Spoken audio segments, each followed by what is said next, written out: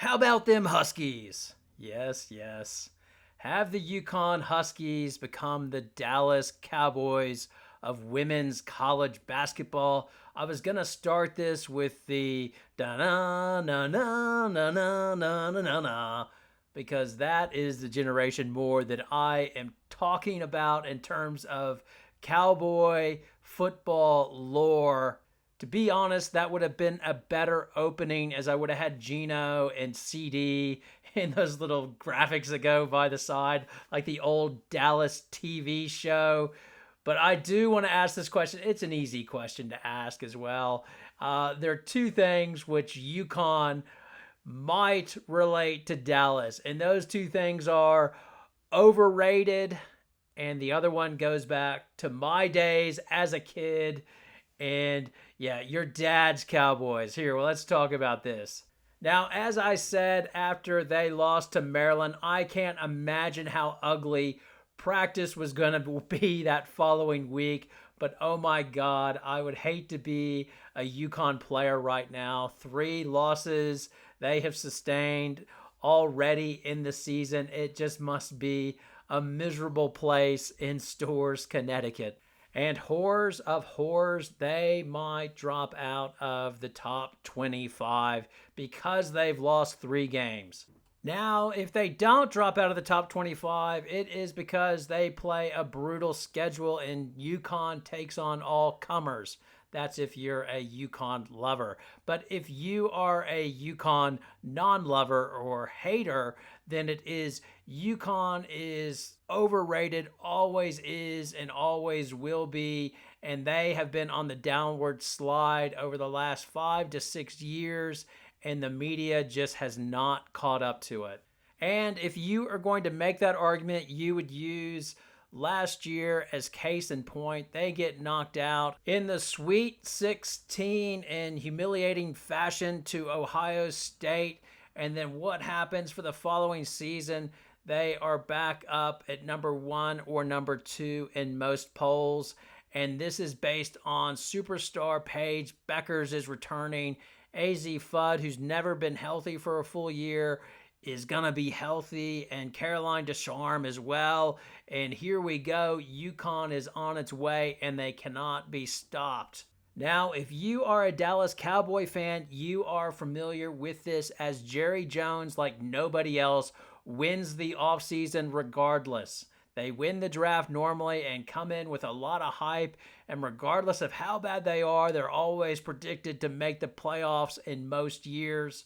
And then Thanksgiving happens, and then the collapse usually begins with either failing to make the playoffs or getting knocked out in the wild card round or having Aaron Rodgers break your heart.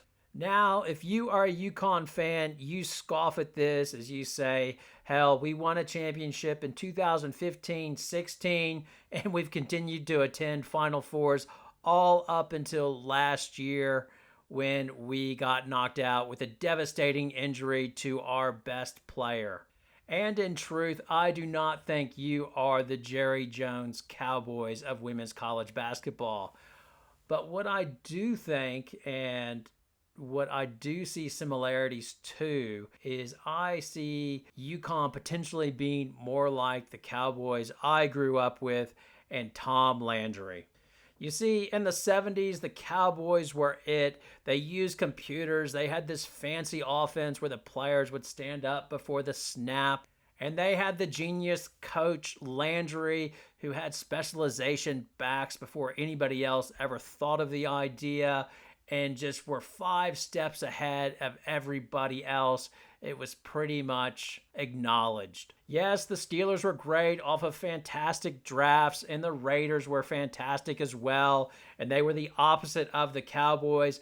But generally, it was accepted everybody wanted to do it the Cowboy way. And this is much like UConn, where everybody's been imitating them for years, trying to catch up with UConn's success.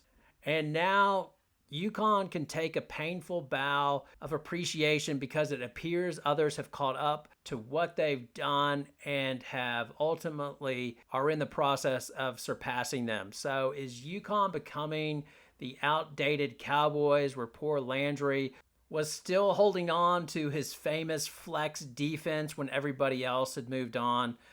It was interesting. I saw interviews recently with Sailor Poffenbarger, the recruit at UConn who transferred after just playing a semester. And it got me wondering, and yes, UConn fan is going to say that's a disgruntled recruit, but some of the things she said were interesting in that she left because one, things were promised to me that I didn't think were delivered. She sort of intimated that. I mean, when she first left, her mom said it wasn't all about basketball, it was about school. But then she did this long interview and she sort of intimated that, it's so much nicer being at Arkansas. You can take shots and miss them and not feel like you have somebody yelling at you in the background as well. She talked about the offense and how at UConn, you have to go to your certain spot and it's just not very natural and reactive. And it's just very too structured, and that was one of the other reasons that she left. But the other one that I found more interesting, and this will, UConn will support this. And hey, Geno says it himself. UConn runs their program like he set it up like an old Catholic school where they are strict and get a certain kid and are going to coach him hard, and you can take it or get the hell out of there. And one of the things that she did not like is that she was not allowed to wear nail polish. And she's happy to be at Arkansas because she likes nail polish and putting it on. And then I went through the internet and got an article from 2014 where it's going into UConn's anti-nail polish policy where the girls aren't allowed to do that. It's like a happy homemaking. They have to wear skirts or dresses to presentations, and CD's really big on that. If you have a tattoo, it needs to be covered up because they don't want that representing UConn. And I'm just wondering, in this day and age, has that become outdated where recruits have choices? You're not limited to going to UConn. You can go to South Carolina. You can go to LSU and be yourself and things like that. And is that sort of making UConn a dusty program?